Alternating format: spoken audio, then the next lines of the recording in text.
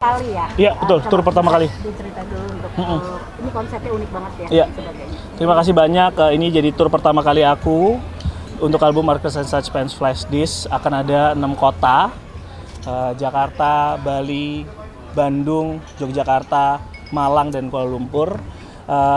Nggak cuma aku sendiri yang akan bawain showcase lagu-lagu aku, tapi aku juga ngajakin ada Dugusti ada orkes, Dugusti ada orkes, dan ada ekstrakurikuler di PP. Jadi 2 kegiatan yang akan barengan di dalam tur Zuzaza. Aku sebenarnya pengen ngajakin teman-teman pendengar untuk bisa ikutan terlibat lebih jauh dibanding hanya menonton aku manggung gitu ya, dengerin lagu-lagu aku. Tapi aku pengen mereka juga bisa punya pengalaman untuk manggung bareng, bisa ngerasain pengalaman lain nonton musik gitu, nggak cuma lagu-lagu aku doang. Itu sih sebenarnya. Dipikirin banget ya ini ya. Tentu saja, karena ini keinginan yang udah lama sejak album 1 2020, terus baru bisa terjadi sekarang gitu turnya. Jadi sesuatu yang memang aku pikirin dan aku inginkan. Itu nanti konsepnya gimana sih? Kan ini 3 hari gitu ya. Bagian waktunya gimana? Ya, jadi ada 3 hari yang berbeda, ada 3 tempat yang berbeda. Untuk yang ekstrakurikuler DPP kami bekerjasama dengan beberapa sanggar tari atau studio dance gitu.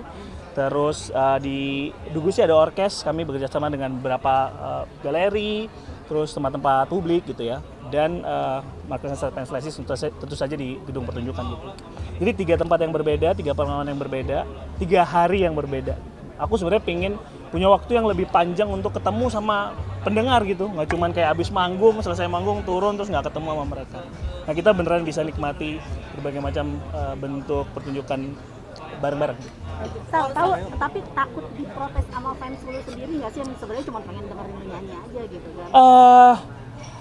Mudah-mudahan enggak ya, karena ini tuh juga satu bagian di mana aku menawarkan pengalaman buat mereka untuk bisa ngerasain hal yang lebih dibanding hanya mendengarkan musik gitu. Itu sih, tapi tentu saja di showcase kita akan bawain 15 lagu full di dalam album, nggak cuma itu, lagu-lagu yang jarang dibawain juga akan ada di sana gitu. Jadi pengalamannya lengkap, nonton musik iya, dengerin musik iya, tapi punya pengalaman lain juga. Itu di 3 hari yang sama terus juga di setiap kotanya? Iya, satu kota ada 3 hari. Misalnya tanggalnya berbeda-beda, tapi itu kita niatnya satu kota ada 3 hari. Hari pertama apa? Hari pertama ekstrakurikuler di PP, karena mereka belajar untuk bisa nari dan nyanyi. Terus orang-orang yang belajar di situ akan ikutan Dugusti di hari berikutnya. Jadi bisa langsung manggung besoknya, mereka udah hari keduanya langsung manggung. Setelah itu hari ketiganya nonton aku di showcase Marcus and Berarti Suspense. terakhirnya Baru nonton, iya betul. Sama makanya dong, kan ini materinya bagus banget. Terima Apa nggak kasih. ada mau dibikin album Live record ya. atau dokumenter tentang perjalanan tour ini gitu. Ya. Gua rasa itu bakal bagus buat arsip kita ke depan. Ya, tentu saja itu udah masuk dalam rencana soal misalnya behind the scene, apa yang terjadi di tour, karena ini kan satu konsep yang memang berbeda dan belum pernah aku lakukan sebelumnya. Jadi soal dokumentasi juga satu hal yang penting, aku juga dibantu banyak orang untuk bisa melakukan ini. Itu sih, kita pasti akan lakukan. Asal ini kan lagu kamu terkenal tapi baru Ya, rilis betul. dengan video klip itu. Betul. Seperti apa perasaan kamu ketika kamu viral duluan nih dengan lagu Bunga Matahari dengan Ya. semakin orang mewek lagi. Iya. Itu sebenarnya juga upaya untuk merespon, karena lagi-lagi keyword aku adalah pengalaman, karena aku tuh selalu ngerasa kalau cuma dengerin lagu doang gitu ya, harusnya orang punya pengalaman yang lain di dalam hanya satu karya misalnya. Jadi dia bisa dipecah menjadi banyak pengalaman gitu. Nah, keberadaan musik video itu juga turut memberikan pengalaman yang lain, jadi mereka bisa punya visual terhadap itu gitu. Dan tentu saja aku senang bisa bekerja sama dengan orang yang tepat gitu. Aco, kami kerja udah 3 kali. Terus kali ini Gala Bunga Matahari, dia bisa deliver ceritanya dengan baik. Jadi itu yang sebenarnya aku mau tawarkan gitu ke pendengar aku. untuk modelnya sendiri, Gempi itu ada masukan dari Masal juga atau dari sutradara? Iya, aku diskusi sama Aco. Aco waktu itu memberikan beberapa nama, aku memberikan beberapa nama gitu. Tapi nama-nama itu masih di pertimbangan awal. Begitu kita kayak berdiskusi, kita pinginnya apa, ternyata memang menuju ke satu nama dan nama itu hanya Gempi. Ikut dealing nggak sih gitu? Iya, sebenarnya untuk membayangkan ada satu sosok bunga matahari tapi kecil gitu ya, dengan vibrantnya warna bunga matahari gitu. Terus membayangkan jajaran nama anak kecil, ngelihat video-videonya Gempi di sosial media gitu. Gempi merupakan penggambaran yang cocok untuk menggambarkan ini. Itu sih sebenarnya. Nah, pengalaman syuting dengan Gempi sendiri gimana sih? Waktu itu memang Aco dan produser yang syuting di Jogja gitu. Dan mendengar dari cerita-ceritanya memang Gempi orang yang sangat mudah dan menyenangkan diajak bekerja sama, termasuk dengan dukungan dari orang tuanya yang begitu besar yang membuat hasil yang tadi kalian lihat itu karena itu semua gitu. Tapi dirimu nggak ada tampil ya di video itu? Iya, memang kadang-kadang itu aku selalu merasa keterlibatan aku di dalam musik video itu memang aku agak sedikit membatasi karena aku mikir kayaknya nggak selalu harus ada akunya gitu untuk bisa menceritakan pengalaman yang lain dan point of view yang lain. Tapi ini kan menjadi ada beberapa perdebatan dari netizen juga yang katanya lebih cocok kalau Gala anaknya almarhum. Seperti apa? Oh iya. Namanya juga ada. Iya. Sempat dengar komen-komen Sempat dengar dan sempat nonton gitu. Dan ya itu tadi ya, aku merasa waktu awal kami diskusi sama Aco memang mengarahnya ke nama game gitu sih. Mas, boleh tahu kenapa sih bunga matahari gitu yang Iya. dipilih kan ada banyak macam bunga Iya, gitu. iya. Kenapa bunga matahari? Ya, waktu itu aku mikir ada satu bunga yang mungkin jarang ditanam di pengarangan orang terutama di Indonesia gitu. Aku ngeliat misalnya di komplek rumah aku sendiri aja gitu, yang menanam spesifik bunga matahari itu masuk jarang. Jadi aku membayangkan kalau tiba-tiba ada satu bunga yang muncul dengan warnanya yang begitu terang, itu adalah bunga matahari. Kan ceritanya gitu ya, ada tiba-tiba kamu nggak pernah nanam sesuatu, tiba-tiba dia muncul. Mungkin itu adalah pertanda ada orang terkasih yang hadir dalam bentuk yang lain. Jadi aku gambarannya itu. Kenapa nggak kupu-kupu ya? Aku saja membayangkan kalau kita meninggal di tanah menjadi pupuk dan menyuburkan tanah, lalu yang muncul tumbuhan gitu, bukan binatang gitu misalnya. Itu Kalau sih. galanya sendiri? Kalau Gala, aku pilih memang last minute. Gala itu nama dari produser di album di lagu ini. Ada dua produser, Rifan Kalbuadi dan Gala Yudatama. Mereka yang membantu aku untuk memproduksi lagunya.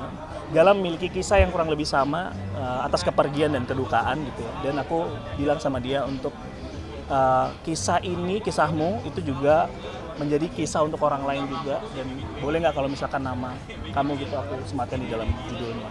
Itu salah satu alasannya. Yang kedua, membayangkan soal waktu itu ada Met Gala dengan semua baju yang berwarna-warni gitu ya. Aku melihat nih bahwa ada satu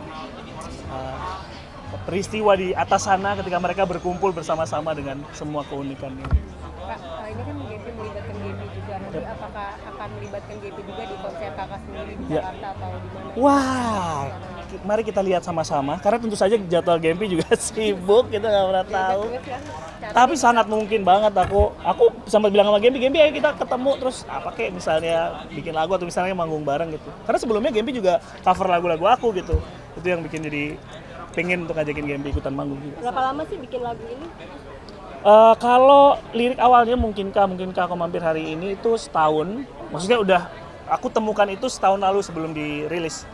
Tapi untuk pengerjaan fullnya mungkin bisa dibilang 1 hari kali ya. Maksudnya dalam 1 hari itu memang aku menulis lagu Gala Bunga Matahari ini. Masal, aku pengen nanya, kalau dari hubungannya sama keluarga itu ada perubahan nggak sebelum Masal menikah sama punya anak sama udah punya anak dan menikah itu Ya. mempengaruhi Proses lagu? karya?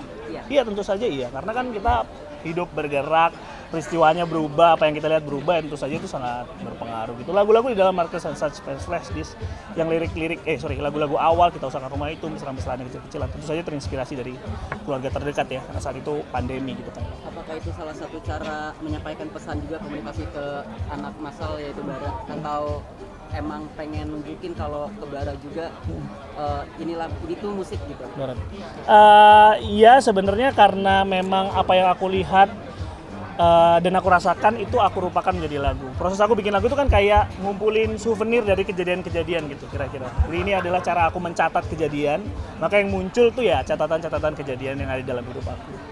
Tapi Bara sering cover lagu kakak juga dan Iya. panggung itu gimana sih Kak? Senang banget. Nah Gelar kemarin musik juga aku, kalau Bara gitu. iya si Barat tuh kemarin waktu terakhir manggung dan aku lihat videonya, itu tuh dia yang beneran kayak maju sendiri, tiba-tiba lari dan ikutan nyanyi gitu. Di rumah kami juga sering main gitar bareng dan nyanyi-nyanyi bareng. Mungkin itu yang bikin dia jadi berani kali ya untuk manggung gitu, dan aku juga seneng sih sebenarnya dia melakukan itu. Apakah mau mengikuti Bapak? Ngarang kita nggak tahu lah ya, kita lihat nanti, tapi aku selalu mendukung apapun yang dia inginkan. Yap. Ya, tentu saja besar banget. Aku bilang berkali-kali terima kasih banyak udah memperbolehkan Gempi untuk ikutan gitu. Mama papanya suportif banget. Di set tadi Acu udah cerita, di set mamanya yang rasanya pantas disematkan co-directing karena mamanya di belakang kamera, ayo senyum, ayo ekspresinya gitu-gitu itu sangat suportif dan sangat membantu proses syutingnya. Syutingnya di mana sih? Di Yogyakarta. Iya. Lokasinya bermacam-macam, tapi di sekitar Yogyakarta, Sleman dan Bantul.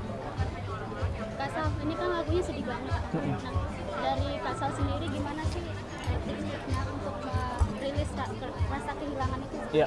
Kalau Kak Sal gimana? Iya, buat aku kehilangan rasanya sulit untuk bilang bahwa kehilangan tuh bisa hilang ya, karena dia tiba-tiba muncul. Aku pernah dengar satu kalimat yang menurutku lumayan aku kerasa gitu ketika digambarkan.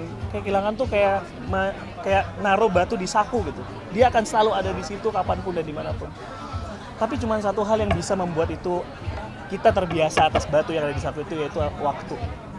Jadi dengan waktu kita tahu ada batunya di situ, tapi kita terbiasa dengan adanya itu gitu. Jadi ini lagu ini juga salah satu gambaran, satu bentuk untuk jadi teman, mengenang orang-orang yang terkasih, tapi juga mengingatkan bahwa hidup kita harus terus berjalan dengan sebaik-baiknya. Itu sih aku rasa. Jadi cara buat batu jadi nggak berat gimana Kak Sal?